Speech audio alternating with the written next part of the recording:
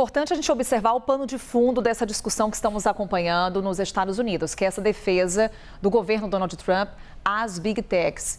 E o quanto que esse ponto não se limita a embates, por exemplo, com o Brasil, mas também, como vimos nessas declarações que aconteceram lá em Washington, um debate que também acontece entre Estados Unidos e Europa.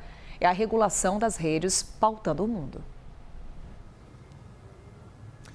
Exato, Carol. Mais precisamente a falta da necessária regulamentação das redes pautando o mundo. Na Europa, isso tem causado uma grande má impressão com relação ao governo Donald Trump.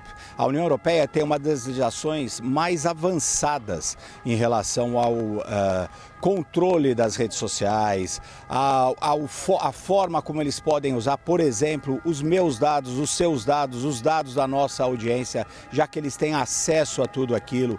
O Reino Unido, como o primeiro-ministro Keir Starmer deixou muito claro, é um país que há séculos defende a liberdade de expressão e a protege. Então, essa é uma discussão falsa colocada pelo vice-presidente J.D. Vance. Note também que o presidente Donald Trump, hoje um dono de redes sociais, não se manifestou a respeito. Ele delega ao seu vice-presidente a defesa dessa suposta necessidade de não haver regulamentação das redes, das Big Techs, até para evitar algum tipo de crítica sobre um possível conflito de interesse, visto que ele é dono de uma rede social. Não é o principal negócio dele, muito longe disso, mas mesmo assim abriria esse flanco para críticas. Qual é o grande embate no final das contas, Carol?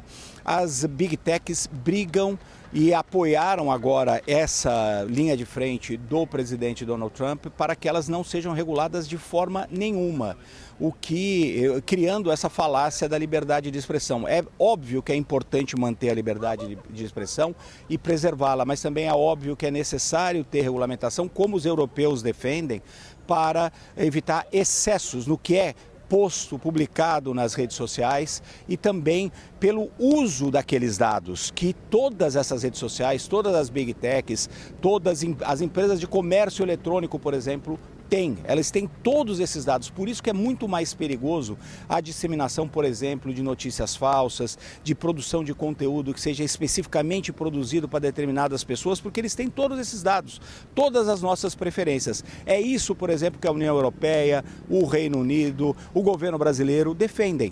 O mínimo de regulamentação, preservando a liberdade de expressão, mas também preservando os direitos das pessoas. Eu, você, nossa audiência, os usuários das redes e dos produtos das Big Techs, para que não sejam alvos de manipulação, alvo de falta de informação. As Big Techs, obviamente, não querem a menor regulamentação possível porque sabem do poder que esses dados representam.